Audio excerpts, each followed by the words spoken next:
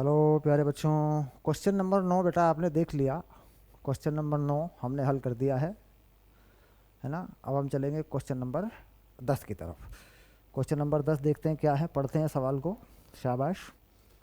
Question number 10 NCERT के संपूर्ण हल, विविध प्रश्नावली भी करेंगे बेटा, अतिरिक्त अभ्यास जो होते हैं ना उसको भी करेंगे, और एनसीईआरटी एग्जाम्पलर भी करेंगे। मतलब एनसीईआरटी को अच्छे से एक रिसर्च लेवल पे करना है ना।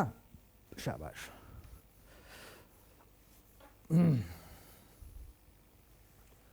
तो क्वेश्चन नंबर 10 को डन करें, देखें क्वेश्चन नंबर 10 क्या है। शाबाश। क्वेश्चन नंबर 10 10 10 है बेटा, है ना। शाबाश। उस दूरी का आकलन कीजिए जिसके लिए किसी 4 मिलीमीटर के आकार के द्वारक तथा 400 नैनोमीटर तरंग दैर्ध्य के प्रकाश के लिए किरण प्रकाशिकी सन्निकट रूप से लागू होती है। तो किरण प्रकाशिकी लागू होती है फ्रेनल दूरी। बेटा ध्यान दें, एक फ्रेनल दूरी मैंने बताई थी, है ना। चैप्टर को पढ़ेंगे तो आपको मिलेगी फ्रेशनल डिस्टेंस। फ्रेशनल डिस्टेंस को समझना है थोड़ा सा, 1 मिनट का समय लगाएंगे इस पर। इसका मतलब होता है कि देखो, प्रकाश कोई किरण नहीं है। सबसे पहली बात क्या होती है, प्रकाश किरण नहीं है, इस बात को समझना बेटा। तो क्या है फिर प्रकाश? सवाल उठेगा आपके मन में, सर प्रकाश क्या है? प्रकाश तरंग है। प्रकाश तरंग है, है ना। तो यहाँ एक बात जरूर समझेंगे, सर किरण क्यों मानते हैं? सवाल उठेगा ना बेटा, किरण क्या है फिर, किरण क्यों मानते हैं? इसके पीछे कारण ये है कि प्रकाश कुछ दूरी तक कुछ दूरी तक सीधी रेखा में चलता है। क्या मान लें? सीधी रेखा में चलता है। तो क्या मान लेते हैं इससे कि भाई एक किरण है, कुछ दूरी तक ऐसा होता है। तो फ्रेनल दूरी साइंटिस्ट फ्रेनल के नाम पर है। ये कह रहे हैं कितनी दूर तक प्रकाश सीधी रेखा में चलता है। तो फ्रेनल दूरी वो दूरी है जितनी दूर तक जितनी दूर तक प्रकाश सीधी रेखा में चलता है। तो ये बात समझ में आ जाएगी बेटा। बात समझ में आ गई? कोई जानकारी बढ़ गई, कोई पूछेगा तो क्या बताएंगे साहब? जितनी दूर तक प्रकाश सीधी रेखा में चलता है उसे कहते हैं फ्रेनल दूरी। तो फ्रेनल दूरी ही इस सवाल में पूछ रहा है। ये होती है Z A square by lambda. A क्या है? द्वारक का व्यास। जैसे मान लीजिए आपने यहाँ बनाई लेज़र लाइट, बना लेते हैं ना कई बार, छोटे छोटे बच्चे खेलते हैं, सर लेज़र लाइट खरीदेंगे बाजार से, सर मेले से लेज़र लाइट लेके आएंगे, है ना। तो लेज़र लाइट में ये होता है द्वारक, इसे क्या करें? ए। ये क्या हो गया? द्वारक का व्यास। द्वारक का व्यास। और ये क्या होती है? तरंग दैर्ध्य। तो बात पूरी समझ में आ गई। द्वारक का व्यास लगा देंगे 4 गुना 10 की घात -3 मीटर। मिलीमीटर को मीटर बदल लेना बेटा। और तरंग दैर्ध्य है 400 नैनोमीटर, तो 10 की घात -9 लगा लेना। तो 4 गुना 10 की घात, है ना। 4 गुना 4 कितना हो गया बेटा? 4 गुना 4 हो गया 16। देखो वर्ग लगा ना ऊपर, 10 की घात -6 हो गया इसका वर्ग, 10 की पावर 3 का -3 का। ये 9 है ना, ये ऊपर जाके प्लस की पावर बन गई, और ये हो गया 400। तो कुल मिला के उत्तर आ गया 40 मीटर। कितना आ गया उत्तर बेटा? 40 मीटर। नहीं, ऐसा लेज़र लाइट बना रखी है इन्होंने जो 40 मीटर तक प्रकाश सीधी रेखा में जाता है। तो फ्रेनल दूरी क्या होती है याद रहेगा बच्चों। चलिए कंसेप्ट क्लियर हो गया, आगे चलेंगे बेटा। शाबाश। क्वेश्चन नंबर 11 को पढ़ लो। क्वेश्चन नंबर 11 को पढ़ लो, जो बोर्ड पे लिखा है उस पर एक बार नज़र मार लो। मैंने क्या क्या बातें लिखी हैं, कितनी बातें इसमें ज़रूरी हैं, कितनी बातें आपको समझ में आ गई होंगी। सर सारी बातें हमें समझ में आ गई हैं। हम जान गए हैं फ्रेनल दूरी क्या होती है, और वास्तव में प्रकाश कोई किरण नहीं है बल्कि प्रकाश तरंग है। शाबाश। चलिए क्वेश्चन नंबर 11 आपने पढ़ लिया। क्वेश्चन नंबर 11 पे पहुँचे बेटा, किताब हाथ में रखेंगे। वीडियो को फिल्म की तरह नहीं देखना है बेटा। शाबाश। वीडियो को फिल्म की तरह नहीं देखना है, वीडियो को ऐसे देखना है ऐसे क्लास में पढ़ रहे हो, है ना। शाबाश। चलिए अब आ गया क्वेश्चन नंबर 11, ओके, शाबाश।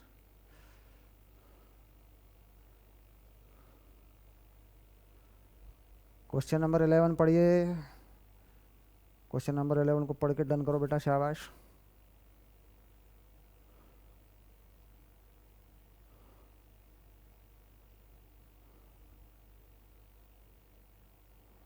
ओके, क्वेश्चन नंबर 11 आ गया, शाबाश। अतिरिक्त अभ्यास का सवाल है। अतिरिक्त अभ्यास का सवाल है, क्वेश्चन नंबर 11। क्या कह रहे हैं? एक तारे से हाइड्रोजन से उत्सर्जित 6563 एंगस्ट्रॉम की H अल्फा लाइन 15 एंगस्ट्रॉम का अविरक्त विस्थापन रेड शिफ्ट होता है। पृथ्वी से दूर जा रहे तारे की चाल का आकलन कीजिए। डॉपलर प्रभाव है बेटा, ये होता है प्रकाश का डॉपलर प्रभाव। डॉपलर प्रभाव क्या कहता है सर? वेवलेंथ अगर बदल जाती है तो ये तारे की या चाल और प्रकाश की चाल के अनुपात के बराबर होती है। मतलब तारे की चाल, तारा जा रहा हो या किसी तारे की तरफ कोई ग्रह चल रहा हो, सर क्या फ़र्क है इसमें, हम आगे समझेंगे। ध्वनि में ये चीज़ अलग अलग होती है। देखो, अगर मैं कहूँ प्रकाश, इस बात को समझ के चलना है, और अगर मैं कहूँ ध्वनि, ठीक, तो यहाँ क्या हो रहा है? ध्वनि में हम कह रहे हैं स्रोत चल रहा है, और श्रोता, श्रोता क्या है? स्थिर है। यहाँ पे देखो, पहले केस में, दूसरे केस में कुछ भी हो रहा हो, स्रोत चल रहा हो, श्रोता स्थिर हो रहा हो। यहाँ दो बातें, श्रोता स्थिर है, उसके बाद क्या होता है? स्रोत स्थिर है। स्रोत क्या है बेटा? स्थिर है, और श्रोता इसकी तरफ चल रहा है, श्रोता गतिमान है। तो यहाँ पे सूत्र अलग अलग है। ध्वनि में सूत्र अलग अलग होते हैं। ध्वनि में सूत्र अलग अलग होते हैं। यानी हम देखते हैं श्रोता चल रहा है कि स्रोत चल रहा है। प्रकाश में ऐसा कुछ नहीं होता। प्रकाश में कोई भी चले, चाहे स्रोत जो है देखने वाले की तरफ चले, चाहे देखने वाला स्रोत की तरफ चले, यहाँ तरंग दैर्ध्य का परिवर्तन ऐसा ही होता है। ये किस में होता है बेटा? ये होता है निर्वात में। अगर कोई माध्यम आ जाए फिर बदल जाएगा, फिर ऐसा नहीं होता। फिर देखना पड़ेगा कौन किसकी तरफ चल रहा है। तो यहाँ क्या कह रहे हैं कि भाई तारा है, एक तारे में इतना इतना है, अविरक्त विस्थापन है, पृथ्वी दूर जा रहे तारे, तो तारा पृथ्वी से दूर जा रहा है ना? तो कुल मिला के कितना शिफ्ट होगा? तो तरंग दैर्ध्य बदली है बेटा। कितना बदला है तरंग दैर्ध्य? 15, और एंगस्ट्रॉम में है कितना? 6, 5, 6, 3 V, और C प्रकाश की चाल है, तो V आ गई बेटा 15, C 6, 5, 6, 3, है ना? तो ये उत्तर कितना आ जाएगा? C का मान क्या रखोगे? C का मान क्या रखोगे? C का मान तुम जानते हो, निर्वात में प्रकाश की चाल कितनी होती है? 3 गुना 10 की घात 8। शाबाश। और ये 6, 5, 6, 3 हो गया। देखो, दोनों एंगस्ट्रम में लगे हैं, दोनों एंगस्ट्रम में लगे हैं, क्योंकि ये भी एंगस्ट्रम में है और ये भी एंगस्ट्रम में है। तो जाहिर सी बात है, अगर दोनों को मीटर में बदलेंगे तो वो जो 10 की पावर -10 होता है ना, वो कट जाएगा। कुल मिला के V आ रहा है 6.8 गुना 10 की घात 4 है, 5, 6.8, 6.86 गुना 10 की घात 5, ये उत्तर आ रहा है बेटा। ये आ रहा है मीटर पर सेकंड में। किस में आ रहा है? मीटर पर सेकंड में। तो सवाल समझ में आ गया, और ये भी पता लग गया कि प्रकाश और ध्वनि में डॉपलर का प्रभाव कैसे काम करता है। ध्वनि में फिर बता दूं, पूरी तरह काम करता है। ध्वनि में ये तय किया जाता है, ये फिक्स किया जाता है कि साहब सुनने वाला चल रहा है या स्रोत चल रहा है, या दोनों चल रहे हैं, है ना? प्रकाश में स्रोत चले चाहे देखने वाला चले, है ना? फॉर्मूला एक जैसा ही काम करता है। दोनों चल रहे हैं फिर अलग हो जाएगा, फिर दोनों चलेंगे ना तो यहाँ डबल हो जाता है। या फिर दोनों की चाल जोड़ दी जाती है ना? वो नहीं, सिर्फ एक के लिए कोई एक गतिमान है, कोई एक गतिमान है, चाहे स्रोत चले, है ना, चाहे देखने वाला चले, प्रकाश को अवशोषित करने वाला चले, सूत्र यही है। जबकि ध्वनि में फिर बता दूं, सुनने वाला चलेगा तो कुछ और होगा, सुनाने वाला चलेगा यानी स्रोत चलेगा तो कुछ और होगा। ठीक, शाबाश। तो प्रकाश में डॉपलर प्रभाव, शिफ्ट, तरंग दैर्ध्य का बदलना, इससे क्या प्रभाव पड़ेगा सर? अगर ऐसा हो गया इससे क्या प्रभाव पड़ेगा सर? है ना, इससे क्या प्रभाव पड़ जाएगा?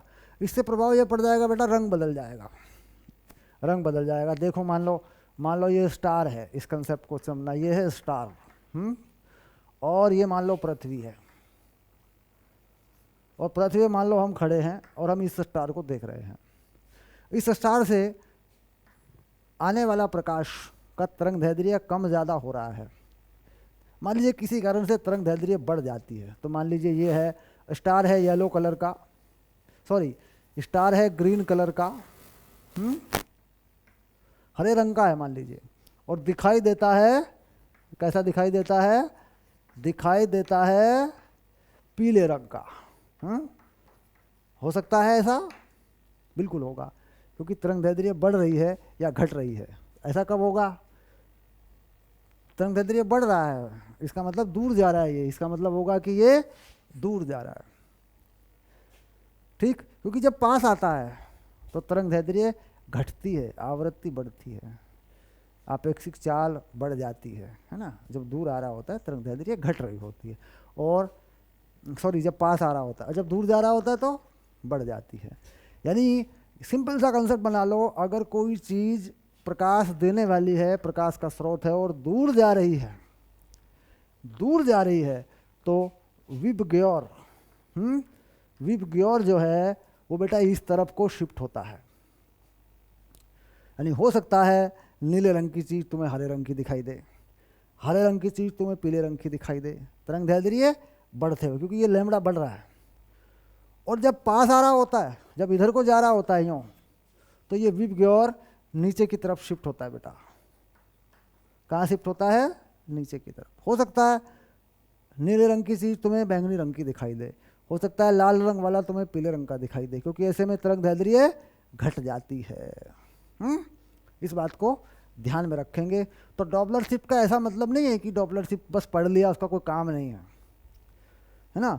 हमें मान लीजिए कोई तारा आते हुए दिख रहा है, और हमें दिख रहा है ये पृथ्वी की तरफ आ रहा है, हमें दिख रहा है ये इस रंग से, तो ज़रूरी नहीं है कि इस रंग का प्रकाश तारे में से निकल रहा हो, ज़रूरी नहीं है कि तारा पीले रंग का प्रकाश दे रहा हो या किसी भी रंग का प्रकाश दे रहा हो जो हमें दिख रहा है, वो तो उससे अलग होगा। हमें कहा तरंग दैर्ध्य घट जाती है, तो घटी हुई मिल रही है हमें अभी घटी हुई मिल रही है, तो इससे ऊपर कौन सा रंग है? पीला। और हमें कौन सा मिल रहा है? हरा, जब तारा पास आ रहा है। तो इस कंसेप्ट को सोच के जब ऐसे सवालों का उत्तर देना चाहिए। हाँ चलिए, क्लियर हो गया? शाबाश, आगे बढ़ते हैं बच्चों।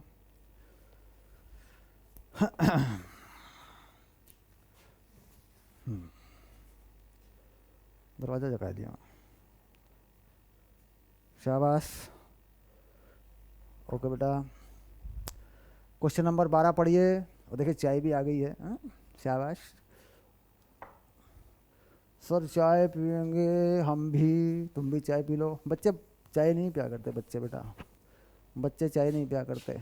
चाय से दूर रहो तो अच्छा है, चाय ना पियो तो अच्छा है,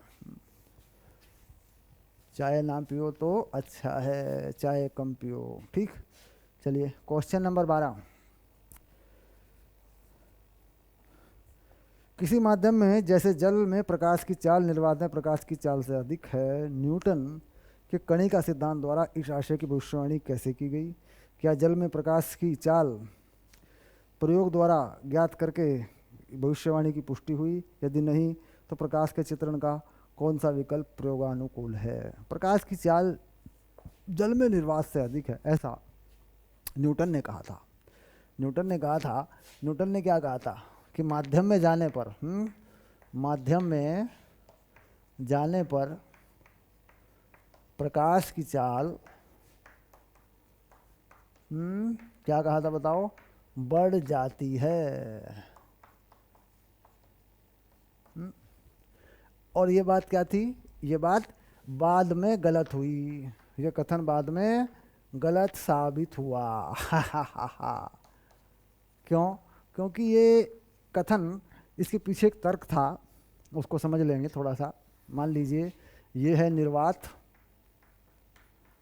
और ये है माध्यम, अब माध्यम को चाहे मान लो जल मान लो थोड़ी देर के लिए, कोई दिक्कत नहीं है। इन्होंने क्या कहा था कि जो लंबवत घटक है प्रकाश का, चाल का जो लंबवत घटक है, इसको मैं सी मान लो और इसको थोड़ी देर के लिए वी मान लो। देखो ऐसे, तो यहाँ इसको मान लो कोण आई और इसको क्या मानते हो, कोण आर। ठीक, तल में जो घटक है, अब यह देखो ये इधर से जो आएगा ना, इधर वाला जो घटक आएगा, एक त्रिभुज, छोटा त्रिभुज बना दो, यहाँ ये आई है तो ये होगा सी साइन आई और यहाँ हो जाएगा ये वाला सी साइन आर। कहता है ये बदलता नहीं है, अभिलंब के लंबवत यानी जो तल में प्रकाश की चाल का घटक है वो नहीं बदलता। ये सी चाल हो गई, वेग बना दिया, चाल को वेग बना दिया है। तो इधर को देख, इधर होगा कॉस, इधर होगा साइन, है ना, इसे बोलते हैं घटक, कंपोनेंट। अच्छा, इसका भी आर का ऐसे ही होगा, इधर होगा कॉस, इधर होगा साइन, तो ये बदलता नहीं है। इसका मतलब सी साइन आई बराबर वी साइन आर। इसको वी लिख ले बेटा, शाबाश, ऐसे।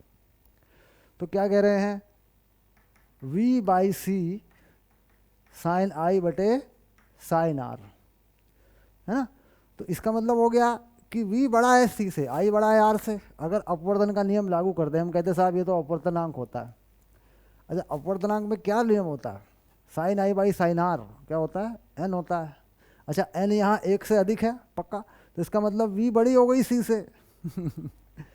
यही तो है कहानी। अगर अपवर्तन का नियम लगा दें v c से बड़ा हो जाएगा ही नहीं हो जाएगा, जो कि गलत है। तो ये कथन जो है, ये कथन गलत है, ऐसा होता नहीं है। घटक वटक पे कोई नियम काम नहीं करता है।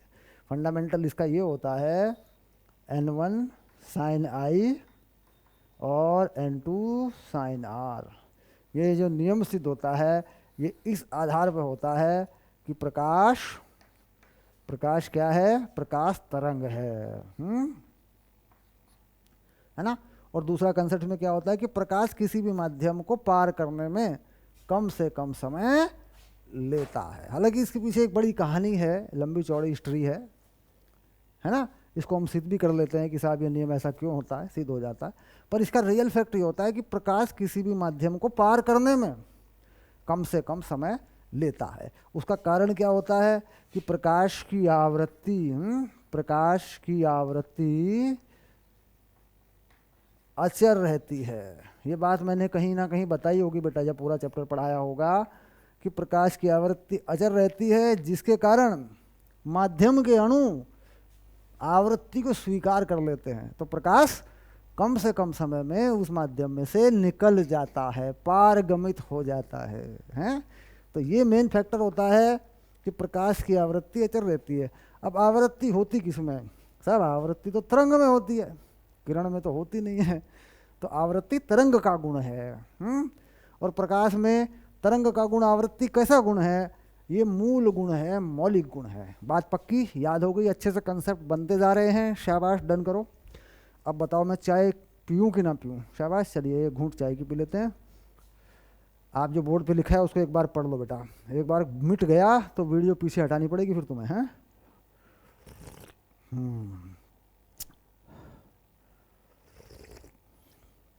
शाबाश। क्वेश्चन नंबर 13 पढ़ो, क्वेश्चन नंबर 13।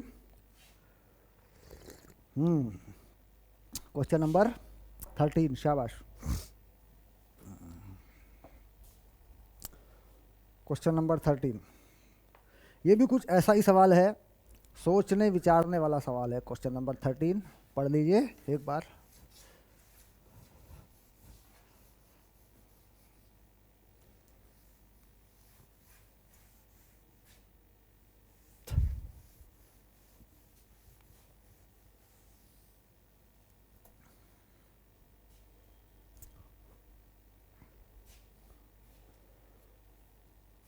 आप मूल पाठ में जान चुके हैं कि हाइगेंस का सिद्धांत परावर्तन और अपवर्तन के नियमों के लिए किस प्रकार मार्गदर्शक है। इस सिद्धांत का उपयोग करके प्रत्यक्ष रीति से निगमन कीजिए, समतल दर्पण के सामने रखी वस्तु का प्रतिबिंब आभासी बनता है, जिसकी दर्पण से दूरी प्रतिबिंब की दूरी के बराबर होती है। तो ये सिंपल सा सवाल है, कुछ खास नहीं करना।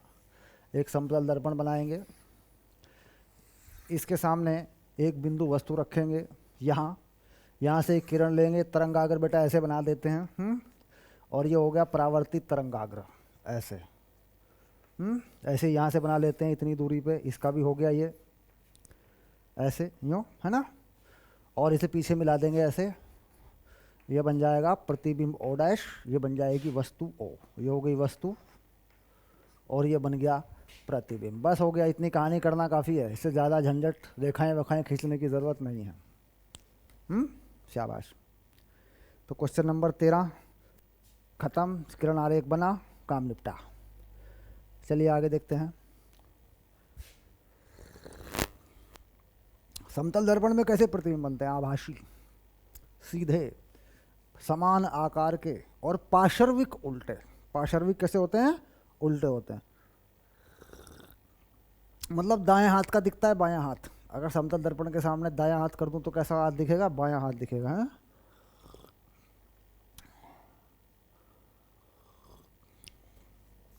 चलिए, निपट गया काम, शाबाश। क्वेश्चन नंबर 14, क्वेश्चन नंबर 14 में चलेंगे।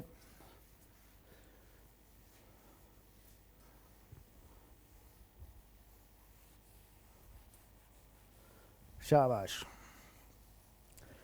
फिजिक्स में इंटरेस्ट आए, ये डिपेंड करता है दो बातों पर। सर किस बात पर डिपेंड करता है? फिजिक्स में इंटरेस्ट आए, ये बात, ये जो डिपेंड करता है दो बातों पर डिपेंड करता है। मतलब कोशिश करते हैं सर मज़ा क्यों नहीं आता? सर मज़ा आता है जब दिल लगा लिया हो। दिल लगाए बिना मज़ा नहीं आता। दिल लगा लिया हो, मैंने तुमसे प्यार करके, मतलब प्यार कर लिया हो पहले, फिर दिल लगा लिया हो। वैसे प्यार कर हो जाएगा तो दिल तो लग ही जाएगा। सर हम क्या करें सर, हमारी समझ में नहीं आता सर। दिल लगाओ पहले, लगन लगाओ पहले, फिर समय दो। दूसरा फैक्टर होता है टाइम देना पड़ता है। अब किसी से दिल लग जाए तो देखो 24 घंटे फिर उसी का ख्याल रहता है फिर, है। तो यही कहानी फिजिक्स में है। कोई भी चीज़ हो दुनिया में, कुछ भी हो, लगन लगेगी तो बात बनेगी। लगन लगेगी, समय देंगे तो बात बनेगी। नंबर 14, चलो प्यार की बातें सिंघम सिंघम, प्यार की बातें चिंगम चिंगम। तरंग संचरण की चाल को प्रभावित कर सकने वाले कुछ संभावित कारकों की सूची है। तरंग संचरण की चाल, नंबर 1 आवृत्ति, नंबर 2 दिशा, नंबर 3 गति, आपेक्षिक गति। यहाँ लिख दूंगा बेटा आपेक्षिक गति। नंबर 4 तरंग दैर्ध्य, तरंग दैर्ध्य। नंबर 5 तीव्रता। शाबाश। इन्होंने कहा निर्वात में प्रकाश की चाल, माध्यम में प्रकाश की चाल। पहला इन्होंने केस रखा है निर्वात में प्रकाश की चाल,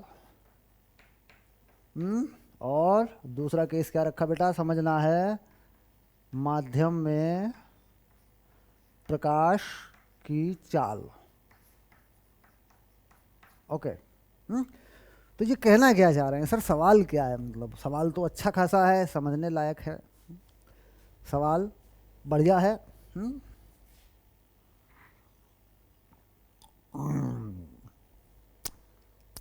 चीयर्स।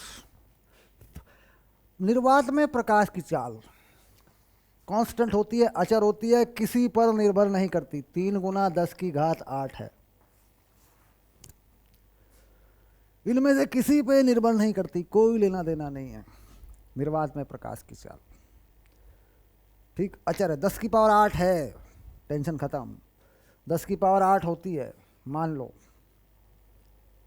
ठीक, ओके, डन हो गया मामला। इसके बाद माध्यम में प्रकाश की चाल, माध्यम में प्रकाश की चाल आवृत्ति बदलने से बदलती है, आवृत्ति बदलने से बदल जाती है, क्योंकि यहाँ फार्मूला काम करता है बेटा एक, v = न्यू लैम्बडा। ये माध्यम में काम करेगा बदलने पर। जनरली निर्वात में ये कांस्टेंट रहता है।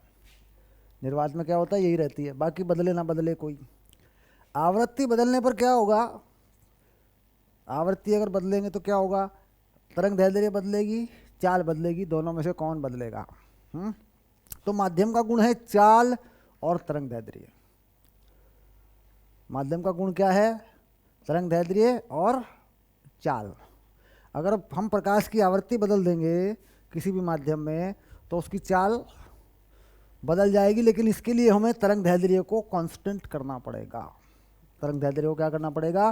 कांस्टेंट करना पड़ेगा। तो कंडीशन ये आ गई कि साहब बात पक्की नहीं है, बात पक्की नहीं है, आवृत्ति बदलने से बदलेगी, क्योंकि आवृत्ति माध्यम का मौलिक गुण है। अच्छा, ये बात समझ में आ गई। दिशा बदलने पे कोई फर्क नहीं पड़ता, कोई टेंशन नहीं है दिशा की। डायरेक्शन बदलेंगे प्रकाश चलता रहेगा उसी चाल से, कोई दिक्कत नहीं है। आपेक्षिक गति बदलने पर, मतलब आपेक्षिक गति हो प्रकाश में और किसी में माध्यम में, तो मैंने एक फार्मूला बताया था डॉपलर प्रभाव।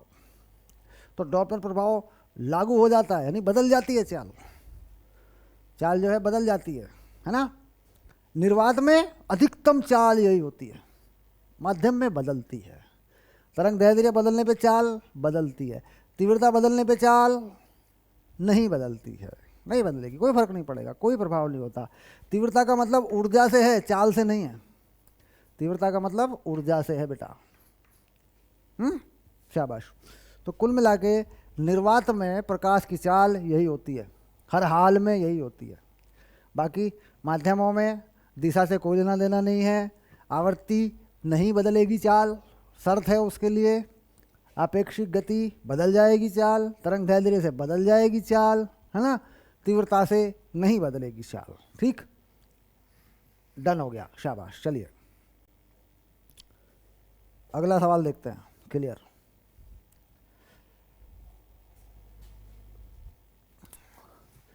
ये आसान सा चैप्टर आपने करा दिया सर। बेटा ये उतना आसान चैप्टर भी नहीं है जितना आसान हम लोग सोच के ना रट्टा मार लेते हैं, उतना आसान भी नहीं है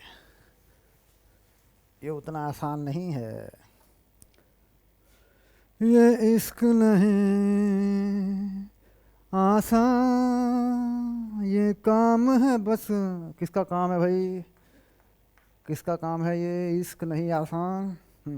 चलिए क्वेश्चन नंबर 15। ध्वनि तरंगों में आवृत्ति विस्थापन के लिए डॉपलर का सूत्र निम्नलिखित दो स्थितियों में थोड़ा सा भिन्न है। स्रोत विराम अवस्था में तथा प्रेषक गति में।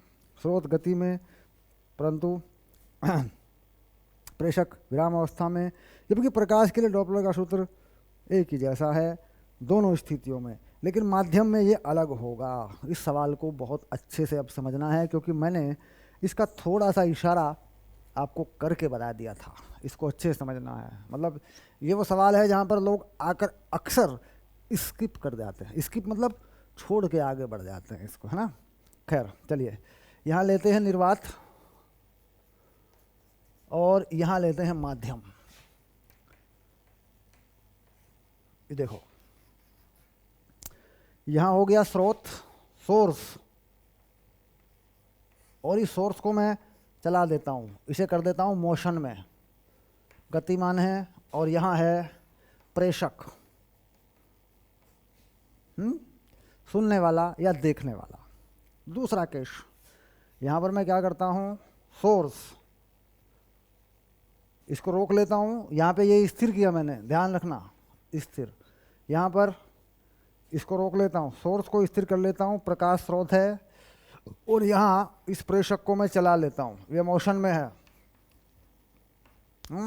प्रेषक का हो गया, गतिमान हो गया। ये निर्वात है। अब माध्यम में आ जाना है। माध्यम में ले रहा हूँ मैं सोर्स, चला देता हूँ सोर्स को, मोशन में डाल देता हूँ, और प्रेषक को स्थिर कर देता हूँ। यहाँ सोर्स को स्थिर कर देता हूँ, ये सोर्स स्थिर हो गया, और प्रेषक को चला देता हूँ इसकी तरफ, इसे मोशन में डाल देता हूँ। ठीक, क्या फ़र्क पड़ेगा? तो यहाँ पर बेटा ये कह रहे हैं कि दोनों ही केस में एक ही फॉर्मूला है, delta lambda by lambda V by C, यही फॉर्मूला है। प्रकाश में डॉपलर के प्रभाव का एक ही फॉर्मूला है, जबकि ध्वनि में अलग अलग है। अगर ध्वनि हो, कक्षा 11 में आपने ध्वनि पढ़ी होगी डॉपलर वाला। सर हम उसको सीरियसली नहीं पढ़ते सर, वो ध्वनि का चैप्टर ना सर बहुत तंग करता है सर, पता नहीं क्या क्या होता रहता है उसमें। कोई बात नहीं, उसको छोड़ दो। यहाँ देखो, निर्वात में दोनों केस में चाहे प्रेषक स्थिर हो चाहे श्रोता स्थिर हो, दोनों में से कोई भी चले, बस एक चले, यही फॉर्मूला है। जबकि ध्वनि में अलग अलग हैं फॉर्मूले। शाबाश, डन हो गया। माध्यम में यहाँ पर फॉर्मूले ध्वनि की तरह अलग अलग हैं। यहाँ पे क्या होगा, माध्यम में अगर प्रकाश चले तो सूत्र ध्वनि की तरह अलग अलग हैं, ध्वनि की तरह अलग अलग हैं।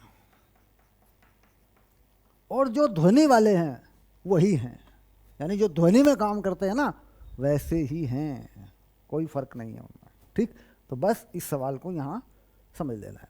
यानी डॉपलर का प्रभाव प्रकाश पर पूरी तरह जब लागू होता है जब माध्यम में प्रकाश चले, या माध्यम में हो प्रकाश स्रोत, श्रोता चले, या मतलब प्रेषक चले, कुल मिला के माध्यम हो पूरी तरह तब लागू होता है। निर्वात में दादाजी कोई भी एक चले, कोई किसी की तरफ चले, सूर्य पृथ्वी की तरफ चले या पृथ्वी सूर्य की तरफ चले, फॉर्मूला यही है। बात अब समझ में आ रही होगी। शाबाश, मतलब माध्यम में अलग अलग होंगे, फिर बता दूं, निर्वात में कुछ नहीं। Okay, done. इसका कारण क्या है? इसका कारण ये होता है कि प्रकाश की चाल निर्वात में अचर होती है। प्रकाश की चाल निर्वात में अधिकतम चाल होती है, जो कि हम कह रहे हैं c का मान 3 गुना 10 की घात 8। माध्यम में ये वाली चीज़ बदल जाती है, तो बहुत सारी चीज़ें उससे बदल जाती हैं। फॉर्मूला ध्वनि की तरह काम करने लगता है। और ध्वनि पे फॉर्मूला क्या होता है सर? ध्वनि पे फॉर्मूला क्या होता है? देखो बता देता हूँ। जब प्रेषक चलता है तो क्या होता है? आवृत्ति, मूल आवृत्ति c प्लस वी बाई सी। अच्छा, जब ये चलता है, सोर्स चलता है इसकी तरफ, तो आवृत्ति मूल आवृत्ति c माइनस वी, ये फार्मूला होता है बेटा। मूल आवृत्ति न्यू नॉट, ये रही न्यू नॉट, ये न्यू है बेटा, न्यू डैश, ये आवृत्ति प्राप्त होती है। अच्छा, आवृत्ति बदल जाती है तो तरंग दैर्ध्य बदल जाएगी, इसमें कौन सी नई बात है। तो ये फॉर्मूले ऐसे काम करते हैं। फिर खैर, ये फॉर्मूले न्यूमेरिकल रूप से प्रकाश में काम नहीं करते, लगते नहीं, इस पे सवाल नहीं बनता, ये सिर्फ एक कंसेप्ट है जो आपको याद रखना है। फॉर्मूला यही करता है बेटा, जेई नीट वगैरह वगैरह में यही चलता है। ठीक है, इसको ध्यान से रखना। तो क्वेश्चन नंबर 15 पर रिसर्च हुई और डन हुआ। शाबाश। चलिए क्वेश्चन नंबर 16 पढ़ लो। बहुत बढ़िया, बहुत बढ़िया सर, अच्छा लग रहा है सर, फीलिंग अच्छी आ रही है, सवाल अच्छे अच्छे हो रहे हैं, समझ में भी आ रहा है, कुछ तो समझ में आ रहा है सर। हैं?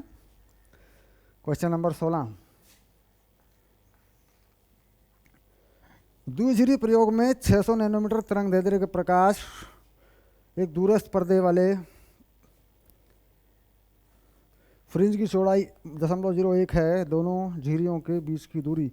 फ्रिंज की चौड़ाई बीटा ये होती है लैम्बडा डी बाई डी, है ना। इसको बना देते हैं कोणीय चौड़ाई। क्या बोलते हैं इसको? कोणीय चौड़ाई। तो क्या करेंगे इसको कर देंगे beta by theta, sorry beta by D, और ये डी हटा देंगे, lambda by D, beta by D, ऐसे, मतलब कोण छोटा होता है। ये वैल्यू है 0.1 अंश। अंश में काम नहीं चलता, समस्या ये है अंश में काम नहीं चलता, इसको बनाना पड़ता है पाई बटे 180, किसमें? रेडियन में। अब लैम्बडा डी, लैम्बडा मालूम है तो डी कितना हो गया बेटा? डी हो गया लैम्बडा बटे 0.1 गुना पाई 180 को ऊपर कर लो। शाबाश। वैल्यू लैम्बडा की कितनी है? लैम्बडा की है 600 नैनोमीटर। लैम्बडा का मान है 600 नैनोमीटर, इसमें रख दो। सर ये तो रख ही देंगे हम इतने भी छोटे बच्चे नहीं हैं, बालक नहीं हैं हम। 180, अब गुणा कर लो फिर, ऐसी बात है तो मैं तो गुणा नहीं कर रहा हूँ, मैं तो इसका उत्तर डायरेक्ट लिख दूंगा बेटा। 3 दशमलव कुछ उत्तर आया देखो, 3.4 10⁻⁻⁴, 3.4 10⁻⁻⁴ मीटर। लो बेटा मैंने तो डायरेक्ट लिख दिया, अब तुम कर लो। ये लो 10⁻⁴, ये लो, इसे गुणा भाग करके मिला लो। पाई का मान क्या रखोगे, 22/7 रख लो या 3.14 रख लो, मुझे कोई दिक्कत नहीं है, दोनों से उत्तर आ जाएगा। ठीक, चलो आगे बढ़ो। Question number 17।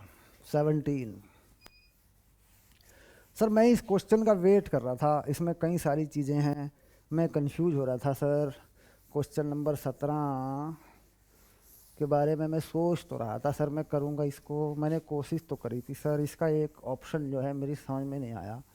क्वेश्चन नंबर 17 का एक ऑप्शन था, अब कौन सा ऑप्शन था बताना मुझे। हाँ, क्वेश्चन नंबर 17 कौन सा ऑप्शन था मुझे बताना। बहुत सारी चीज़ें हैं, ए बी सी डी, और क्या भाई, आगे भी है क्या? हाँ एक और है भाई, एक और है सर, ये रहा जी। चलो एक को पढ़ लेते हैं पहले। एकल झिरी विवर्तन प्रयोग में झिरी की चौड़ाई मूल चौड़ाई से 2 गुना कर दी जाए, तो विवर्तन बैंड का साइज तीव्रता कैसे प्रभावित होगी। यानी बेटा एकल झिरी में जो सेंट्रल बैंड होता है 2λ/d/a, ये होता है केंद्रीय फ्रिंज होती है, ये सेंट्रल बैंड होता है, ये इसकी चौड़ाई होती है। अगर मैं ए को 2 गुना कर दूं तो चौड़ाई आधी हो जाती है। अगर मैं ए को डबल कर दूं, क्योंकि ए क्या होता है, ए होता है द्वारक का व्यास, ये द्वारक है ना, देखो यहाँ से फिर पर्दा होता है यहाँ पे, बात को समझना। तो द्वारक का व्यास कितना होता है, ये ए होता है, और इससे क्या होता है, यहाँ सेंट्रल बैंड बनता है, ब्राइट सी फ्रिंज बन जाती है ना। तो अगर मैं इसको डबल कर दूंगा तो देखिए डबल हो जाएगा, तो वाई आधा हो जाएगा, सेंट्रल ब्राइट का की जो मोटाई है वो आधी हो जाएगी। पहला सवाल ठीक, चौड़ाई आधी हो जाएगी या मोटाई आधी हो जाएगी, जो भी कहो। उसके बाद तीव्रता 4 गुना हो जाएगी।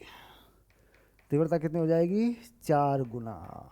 ठीक सर, ऐसा क्यों होगा, क्योंकि एनर्जी पर यूनिट एरिया होती है तीव्रता होती है एनर्जी पर यूनिट एरिया, है ना।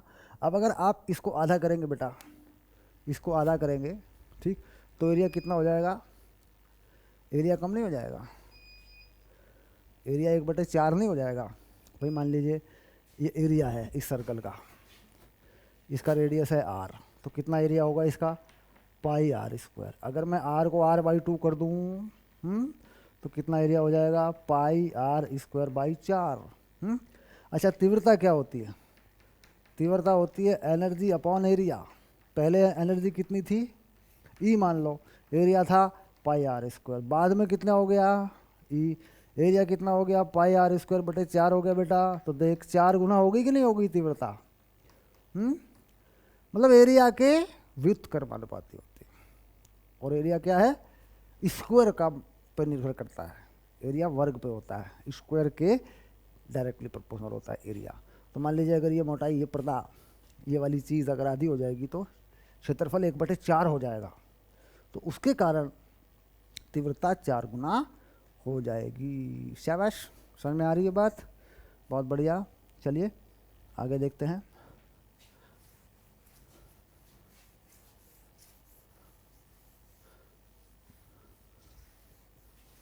पहला काम खत्म, पहले वाले का काम खत्म। ठीक, अब जाते हैं बी वाला। बी वाले में क्या पता चल रहा है, द्विझिरी प्रयोग में प्रत्येक झिरी का विवर्तन व्यतिकरण पैटर्न किस प्रकार संबंधित है। ठीक, विवर्तन व्यतिकरण पैटर्न से, मतलब व्यतिकरण जो है ना बेटा, व्यतिकरण व्यतिकरण क्या है, विवर्तन का मिला जुला रूप है या मिश्रण है, ऐसा बोल देते हैं। मतलब व्यतिकरण में क्या होता है, एक सिंगल स्लिट से विवर्तन होगा और फिर वो 2 से मिलेगा, तब जाके व्यतिकरण होगा। ठीक, तो एकल झिरी में क्या होता है, विवर्तन होता है। एकल झिरी में व्यतिकरण तो नहीं होता ना। अब मान लीजिए 2 स्विच लगा ली मैंने, एक ये एक ये दो झिरी लगा ली मैंने। तो इस झिरी से क्या होगा, ये क्या हो रहा है, ये हो रहा है विवर्तन, तो इससे भी होगा विवर्तन, ढाए ढाए ढाए ढाए ढाए, है ना। अब ये विवर्तन कहीं कहीं कहीं मिलेंगे, यहाँ पर्दा लग गया। तो व्यतिकरण विवर्तनों का, व्यतिकरण विवर्तनों का मिश्रण है, विवर्तनों का मिश्रण है। ठीक, समझ में आ रही बात। व्यतिकरण क्या है, विवर्तनों का मिश्रण है ना। शाबाश, चलिए, तो ये भी सवाल क्लियर हो गया। तो अब समझ में आ गया होगा कि स्टोरी क्या है, व्यतिकरण क्या है और विवर्तन क्या है, इनमें क्या फर्क है। चलिए, तो ये बी हो गया खत्म। चलो, अब आ गया सी। सी में क्या है जी, सी में सदूर स्रोत से आने वाले प्रकाश के मार्ग में जब कोई लघु वृत्ताकार वस्तु रखी जाती है तो वस्तु की छाया के मध्य एक प्रदीप बिंदु दिखाई देता है। तो स्पष्ट कीजिए क्यों। संपोषी व्यतिकरण कैसा होता है, मान लीजिए कोई चीज़ रख दी मैंने, ये लिख दिया मैंने 1 रुपये का सिक्का, है ना, ये सिक्का रख दिया, मान लो इधर से प्रकाश आ रहा है। तो यहाँ दीवार पर इसकी परछाई है, तो परछाई पे क्या होता है, मुड़ जाता है ये। यहाँ पे क्या होता है, ये स्पॉट होता है, यानी एक ब्राइट स्पॉट, चमकीला निशान दिखाई देता है। क्यों, क्योंकि ये मुड़ जाती है, ये बेंडिंग हो गई। इसे क्या कहते हैं, मुड़ना। मुड़ना, मुड़ना किसके कारण होता है बेटा, ये होता है विवर्तन के कारण। और यहाँ क्या हुआ, जब ये मिल गए, यहाँ हो गया संपोषी व्यतिकरण, संपोषी व्यतिकरण। मतलब व्यतिकरण में वो जो अधिकतम बना रहा है, मैक्सिमा फॉर्म हो गया, किनारों से मुड़ा। अच्छा, मुड़ना किसको कहते हैं, मुड़ना, मुड़ने के लिए क्या कहते हैं, विवर्तन। और जब बहुत सारे मिलेंगे यहाँ के इसके केंद्र पे, परछाई के केंद्र पे, भाई पहले तो इसकी परछाई पड़ेगी दीवार पे, पर्दे पे, फिर केंद्र पे आके मिलेंगे तो क्या होगा, संपोषी व्यतिकरण। मतलब दोनों काम हो गए सिक्के में। एक गोल गोल सिक्का रख दिया प्रकाश में, परछाई के केंद्र पे ब्राइट स्पॉट आ गया, चमकीला प्रकाश इकट्ठा हो गया, किनारों से मुड़ गया। तो मुड़ना किसका नाम है, विवर्तन का।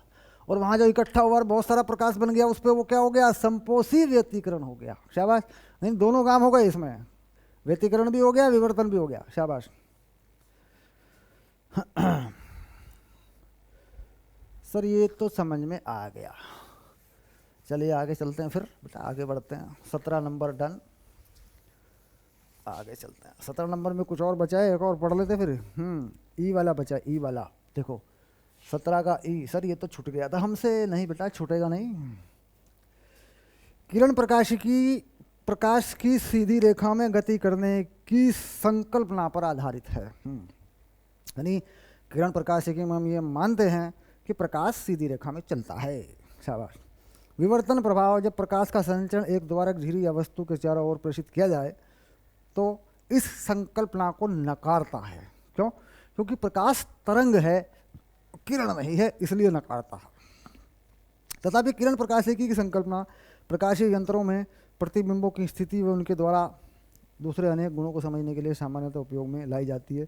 इसका क्या औचित्य है, इसका औचित्य यह है कि प्रकाश कम दूरी तक सीधी रेखा में चलता है, सीधी रेखा में चलता है। जहां पर इसको किरण रूप में माना जा सकता है। बस, तो इसकी कहानी क्या हो गई भाई, छोटी दूरी तक लेंस हैं या छोटे छोटे यंत्र हैं तो प्रकाश उसमें क्या किरण रूप में माना जा सकता है, हम मान के काम कर सकते हैं। काम चलाने को है, काम चलाने के लिए है। ठीक, अच्छा ये बात तो हम अच्छे समझ गए होंगे एक चैप्टर में कि भैया प्रकाश कोई किरण नहीं होती। दिमाग में हमारे खिचड़ी पकी हुई थी, दिमाग पक गया था, प्रकाश किरण किरण किरण, तो प्रकाश कोई किरण नहीं होती। किरण जो होती होगी, प्रकाश तरंग है और हम इसे किरण रूप में मानते हैं क्योंकि प्रकाश कुछ दूरी तक सीधी रेखा में चलता है। और ये दूरी कौन क्या होती है सर? ये दूरी होती है फ्रेनल दूरी। क्या नाम था इस दूरी का? इस दूरी का नाम था फ्रेनल दूरी। फ्रेनल दूरी का फॉर्मूला भी सर हमने समझ लिया, एक सवाल में आया था ये। चलो चलो आगे चलते हैं। क्वेश्चन नंबर 17 हुआ, अब आगे बढ़ेंगे। शाबाश, चलो देख लो एक बार। क्वेश्चन नंबर 17 हो गया सर। देखते हैं 18 में क्या है। 10 18 धीरे धीरे चैप्टर अंतिम दौर की तरफ चल रहा है। दो पहाड़ियों की चोटी पर दो मीनार एक दूसरे से 40 किलोमीटर की दूरी पर हैं। ये एक मीनार है और ये एक मीनार है। इन दोनों के बीच की दूरी है 40 किलोमीटर। वेरी गुड, बहुत दूर है भैया। इनको जोड़ने वाली रेखा मध्य में आने वाली किसी पहाड़ी के 50 मीटर ऊपर होकर गुजरती है। इनको जोड़ने वाली जो रेखा है ये वाली, ये किसी पहाड़ी से बेटा, यहाँ ये दूरी है x है ना, ये पहाड़ी से होकर गुजरती है और ये x है 50 मीटर, यानी थोड़ी सी दूरी है बेटा। ये x जो है बस ये इतना सा है, x ये वाला x है, बस ये वाला x है इतना। बीच में कोई पहाड़ी है 50 मीटर ऊपर गुजरती है। उन रेडियो तरंगों की अधिकतम तरंग दैर्ध्य ज्ञात कीजिए जो मीनारों के मध्य बिना पर्याप्त विवर्तन प्रभाव के भेजी जा सके। मतलब सीधा सा बात है कि यहाँ से अगर कोई तरंग हम भेजते हैं यहाँ से, क्योंकि यहाँ से यहाँ तक तो तरंग पहुँच जाएगी बेटा, इसमें कोई दिक्कत नहीं है। ए से एम तक तो तरंग पहुँच जाएगी, कोई दिक्कत नहीं है। लेकिन समस्या तब आएगी जब तरंग यहाँ से आगे बढ़ेगी। तो ये बन गया द्वारक का व्यास, क्योंकि आगे सीधी रेखा में पहुँचाना है। मान लो मुझे इस भाई यहाँ से यहाँ तक तो ये पहुँच ही गई, यहाँ पे तो कुछ है नहीं, तो ये दूरी कितनी हो गई? ये हो गई 20 किलोमीटर। तो 20 किलोमीटर तक तो कोई अड़चन नहीं है। लेकिन उसके बाद मैंने देखा कि यहाँ एक पहाड़ी है, पहाड़ी अड़ गई रास्ते में। यहाँ से कोई तरंग आ रही है, किरण आ रही है, जो भी आ रहा है, यहाँ पहाड़ी रास्ते में अड़ गई। तो कुल मिला के ये जो 50 मीटर है ये क्या बन गया? द्वारक। अच्छा, इसके ऊपर भी खाली है, 50 मीटर ऊपर तो हवा में है, कोई टेंशन नहीं है। तो हम यहाँ एक 50 मीटर त्रिज्या का द्वारक मान लें, तो द्वारक का व्यास क्या हो जाएगा? ए मानते हैं उसको, वो हो गया 100 मीटर। अच्छा, अब दूसरी बात ये आ गई कि साहब ये जो दूरी है 20 किलोमीटर और आगे ले जाना है। बताओ ले जाना है कि नहीं ले जाना है 20 किलोमीटर आगे यहाँ से आगे? क्योंकि यहाँ पे तो हमने 50 मीटर तो जगह है, 50 मीटर का सर्कल काट लिया इसमें एक, तो व्यास कितना हो गया? 100 मीटर। लेमड़ा हमको पता नहीं है। फ्रेनल डिस्टेंस हमारा कितना दूर जाना चाहिए? सिग्नल 20 किलोमीटर जाना चाहिए। तो फार्मूला क्या है फ्रेनल डिस्टेंस का? ए स्क्वायर बाई लेमड़ा। ए कितना है? 100, तो 100 का स्क्वायर हो गया। लेमड़ा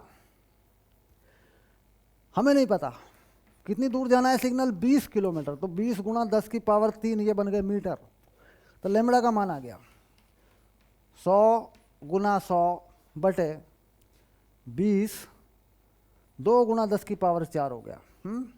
तो लेमड़ा हो गया 0.5 मीटर। ये आ गया लो, ठीक। यानी 0.5 मीटर का तरंग दैर्ध्य वाला इसका उत्तर मिलाना पड़ेगा बेटा। प्रकाश हमें जारी करना पड़ेगा 18, 10 18, शाबाश।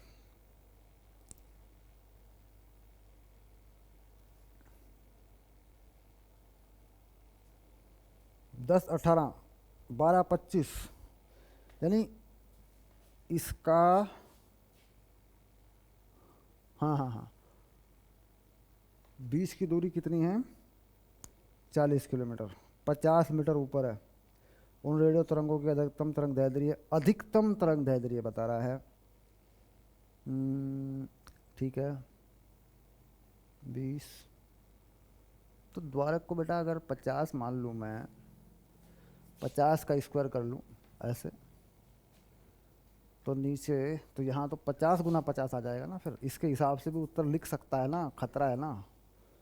ओके, तो 50 गुना 50 ये रह गया। अब कितना आएगा ये आएगा 2500 बटे 2 गुना 100 गुना 100, ये कट गया तो आएगा 25/200। ये आ जाएगा 12.5, 25 गुना 100 कर लेते हैं, सेंटीमीटर बना लेंगे। तो 2500/200 सेंटीमीटर।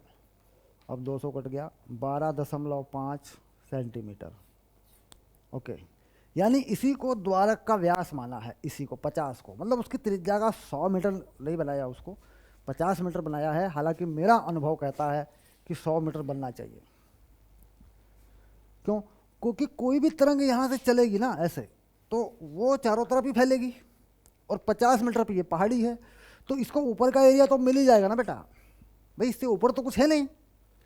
तो 50 मीटर रेडियस का सर्कल तो बन ही जाएगा, 50 मीटर। और व्यास लगाते हैं हम क्या लगाते हैं? व्यास। तो तरंग दैर्ध्य हमारे हिसाब से जो आ रही थी वो आ रही थी आधा मीटर, इनके हिसाब से 50 लगाने से आ जाएगी, यानी उसका 1/4 हो जाएगी, क्योंकि हमने आधा कर दिया द्वारक का व्यास, 50 मीटर लगा दिया ये वाली। ठीक, ओके डन। बट नॉट कि 100 मीटर नहीं लगाया, इस पे मुझे संदेह है, डाउट है। 50 लगा दिया, ठीक है। ऐसे सवालों का रट्टा नहीं मारा करते हैं, लॉजिक पे सोचना चाहिए, है। शाबाश, चलिए आगे चलते हैं। हाँ,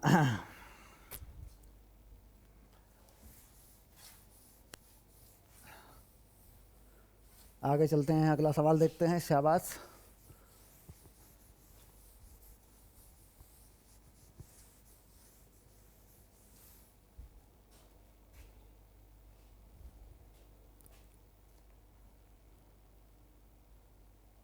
अब आया 19 नंबर, क्वेश्चन नंबर 19। 500 नैनोमीटर तरंग दैर्ध्य की समांतर प्रकाश किरण पुंज एक पतली झिरी को पार करता है तथा 1 मीटर पर्दे पर परिणामी विवर्तन पैटर्न देखा जाता है। ये देखा गया कि पहला निम्नलिखित पर्दे पर केंद्र से 2.5 मिलीमीटर की दूरी पर है, झिरी की चौड़ाई ज्ञात कीजिए। तो पहले निम्नलिखित के लिए क्या कंडीशन होती है? लेमडा D/A होता है बेटा, ये होता है पहला निम्नलिखित। यहाँ पर ये कंडीशन होती है पहले मिनीमा की विवर्तन में। ठीक, तो झिरी की चौड़ाई ये मांग रहा है, ये झिरी की चौड़ाई कितनी दूरी पर देखा गया? 1 मीटर दूर, इतनी दूरी पर है। पर्दे के केंद्र से ये y हो गया 2.5 10⁻³ बेटा, मीटर बना लिया मिलीमीटर के। कितनी दूर है पर्दा? पर्दा है 1 मीटर की दूरी पर।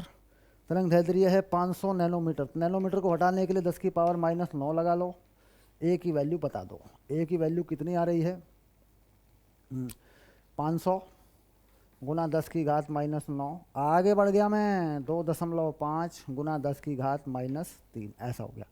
तो ये मीटर में आएगी बेटा, ये आएगी मीटर में, क्योंकि हमने सबको मीटर में बदल दिया है। तो कुल मिला के अब हम क्या करें? तो पहले तो मैं इसे काट देता हूँ। 25 दूनी 50, ये हो गया 250, यानी 200 हो गया सीधा ऐसे। फिर मैं क्या करता हूँ, 3 को इसमें जोड़ देता हूँ, तो 200 गुना 10⁻⁻6 हो गया। तो 2 गुना 10⁻⁻4 हो गया, और ये हो गया मीटर में। शाबाश। चलिए 10 का 19, सर इसकी जांच करेंगे? हाँ जांच करेंगे, क्यों नहीं करेंगे, उत्तर जांचना बहुत ज़रूरी है। 10 का 19 0.2 mm सही हो गया बेटा ये तो। सर इसमें क्या है, गुणा ही तो करना था, कौन सी समस्या थी, गुणा कर दिया, हो गया। चलिए अब आया 10 का 20। 10 का 20 रुपया मिलता है। आइए आइए, देखिए देखिए, 10 का 20, 10 का 20 मेले में अलग है, मेले में सबसे निराला खेल है हमारा। 10 रुपये का 20 रुपया मिलता है, देखिए देखिए, आइए आइए आइए, कभी ऐसे लुटेरों के चक्कर में मत पड़ना। क्या बात है सर। 10 का 20 मेले में होता है ना ऐसा। यहाँ पे ये घेरा फेंक दो, उसमें क्या होता है, 5-5 के 10-10 के नोट होते हैं, है ना। फेंको, इसके ऊपर गिरेगा, वो नहीं गिरता है, मतलब वो क्या होता है उसमें, वो बाउंस करता है, वो हार्ड लकड़ी का होता है, और जिस पे गिरेगा वो भी लकड़ी है, तो गिरते ही वो फुदक जाता है, मतलब फुदकता है वो। 20 नंबर, शाबाश। निम्नलिखित, जब कम ऊंचाई पर उड़ने वाला वायुयान ऊपर से गुजरता है तो हम कभी कभी टेलीविज़न के पर्दे पर चित्र को हिलते पाते हैं, एक संभावित स्पष्टीकरण सुझाइए। ठीक, तो जो हमारे पास जो सिग्नल आ रहे होते हैं, प्रकाश सिग्नल जो आ रहे होते हैं, है ना, वो ध्वनि सिग्नलों से प्रभावित हो जाते हैं। सिंपल सी बात है, प्रकाश सिग्नल जो है प्रकाश सिग्नल या संकेत ध्वनि संकेतों से प्रभावित हो जाते हैं। सिंपल सी बात है, और कुछ नहीं करना, बस ज़्यादा कुछ झंझट नहीं पालना, माइक्रो टेक्नोलॉजी में नहीं जाना है, क्योंकि फिर लंबी यात्रा हो जाएगी। सर ऐसा कैसे हो गया, ध्वनि का गुण अलग है, प्रकाश तरंगों का गुण अलग है, सर ऐसे कैसे होगा। इसका फैक्टर है आवृत्ति। बहुत ज़्यादा आवृत्ति की जब आती है ना साउंड, तो इफेक्ट कर देती है, कम आवृत्ति वाली नहीं करती है। तो वायुयान जो होते हैं उनमें चूँकि आवृत्ति ज़्यादा होती है तो ऐसा होता है। इसके बाद जैसा कि आप मूल पाठ में जान चुके हैं, विवर्तन तथा व्यतिकरण पैटर्न में तीव्रता का विवर्तन समझने पर आधारभूत सिद्धांत तरंगों का रेखीय प्रत्यारोपण है। इस सिद्धांत की तर्क संगति क्या है? रेखीय प्रत्यारोपण है, तरंगों का रेखीय प्रत्यारोपण है आधारभूत सिद्धांत। सदिश रूप में, मतलब हम ये मानते हैं कि आयाम जो है वो सदिश रूप में होता है। वेक्टर रिप्रेजेंटेशन है, रेखीय है, सदिश रूप में लेने पर ही, वेक्टर जोड़ने पर ही या परिणामी वेक्टर प्राप्त करने का जो फंडा है वही इस पे काम करता है। अब ये बड़ा अजीब सा सवाल इन्होंने खड़ा कर दिया, खैर वो कर दिया, ज़्यादा झंझट नहीं पालना। अध्यारोपण का जो सदिश रूप में विस्थापन को मानकर गणना करना, ये इसकी प्रत्यावर्ती है ना, प्रत्याभूति कह रहा है। ये क्या कह रहा है? सिद्धांत की तर्क संगति क्या है? हाँ, तर्क क्या है इसमें कि विस्थापनों को सदिश की तरह माना जाता है, बस, और झंझट कुछ नहीं पालना, कुछ लिखने की जरूरत नहीं। अब मैं 10-21 पे चलूँगा बेटा, अगला सवाल। मतलब ये टाइम पास हो गया, 20 नंबर ना, कुछ नहीं करना था, ये सब पहले से हम जानते हैं। एकल झिरी विवर्तन पैटर्न की व्युत्पत्ति में कथित एन लैम्बडा कोण की तीव्रता शून्य है। इस मिश्रण को झिरी में उपयुक्त भागों में बांटकर सत्यापित कीजिए। परिणामी विस्थापन शून्य है, मतलब परिणामी विस्थापन शून्य है यदि एन विस्थापन एक सम बहुभुज रूप में सदिश मानकर जोड़े जाएं।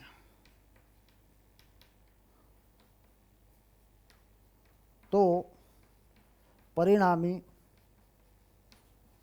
शून्य आ जाता है, बस।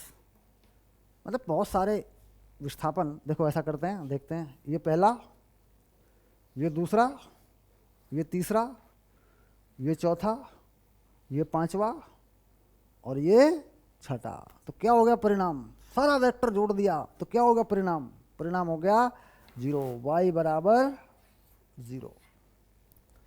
तो क्या करते हैं, एकल झिरी में हम छोटे छोटे रूप में मान लेते हैं, छोटी प्रकाश के स्रोत मान लेते हैं उसमें एकल झिरी के बीच में, और उन सबसे आ रहे विस्थापन एक निश्चित कलांतर के द्वारा हम ऐसे जोड़ते हैं तो संपूर्ण टोटल उसका 0 बना देते हैं। ये कब होता है? जब कुल कलांतर, टोटल कलांतर कितना बन जाता है? 2 पाई। क्योंकि ये सारे कोण जो है ना, 1 कोण, 2 कोण, 3 कोण, 4 कोण, n कोण, कितना घूम जाएगा पूरा? 2 पाई। तो 2 पाई पे कितना पथांतर होता है? डेल्टा x बोलते हैं पथांतर को, जो होता है लैम्बडा, है ना। तो ये हम एकल झिरी में पढ़ रहे होते हैं, तभी हम बनाते हैं कि पहला निम्निष्ठ बनेगा। कहाँ बनेगा पहला निम्निष्ठ? जब पथांतर लैम्बडा होगा, यानी टोटल कलांतर सभी में 2 पाई होगा। ये शर्त हम वहाँ लगा लेते हैं। तो वहाँ जाके जब हम देखेंगे कि ऐसा क्यों हो रहा है, तो अब जो मैं बात ये समझा रहा हूँ, ये वहाँ फिर से याद आ जाएगी। सर ने बताया था कि परिणामी विस्थापन जब 0 होगा बहुभुज के ऊपर, जब कुल कोण सारे कलांतर मिलके 2 पाई बना देंगे। और कितना पथांतर होगा? लैम्बडा। तो लैम्बडा पथांतर पर क्या मिलता है? वहाँ निम्नलिष्ठ मिलता है। जबकि व्यतिकरण में इसका उल्टा होता है, क्योंकि व्यतिकरण में हमारे पास केवल 2 स्रोत होते हैं, 2 स्लिट होती है ना। चलिए, कार्य समाप्त। चैप्टर आपका फिनिश हो गया बेटा, दी एंड हो गया। दी एंड नहीं हुआ है, इसके बाद क्या करेंगे, इसके बाद करेंगे NCERT एग्जाम्पलर। सर ये एग्जाम्पलर के सॉल्यूशन कहाँ मिलेंगे? ये मिलेंगे आपको फुल कोर्स में कंपटीशन सेक्शन में, कंपटीशन सेक्शन में मिलता है बेटा। ये कंपटीशन सेक्शन में, कंपटीशन के मतलब के बेसिक वीडियो होते हैं, कंसेप्ट होते हैं और एग्जाम्पलर के सॉल्यूशन होते हैं। सर ये कहाँ मिलेगा पूरा कोर्स? ये तो बेटा विज्ञान कुलम ऐप पे मिलता है, तुमको मालूम होना चाहिए, विज्ञान कुलम ऐप पे है ये तो। विज्ञान कुलम ऐप डाउनलोड करो, पूरे साल के लिए पूरा कोर्स रिकॉर्ड करके तैयार कर दिया गया है, पढ़ो, शाबाश।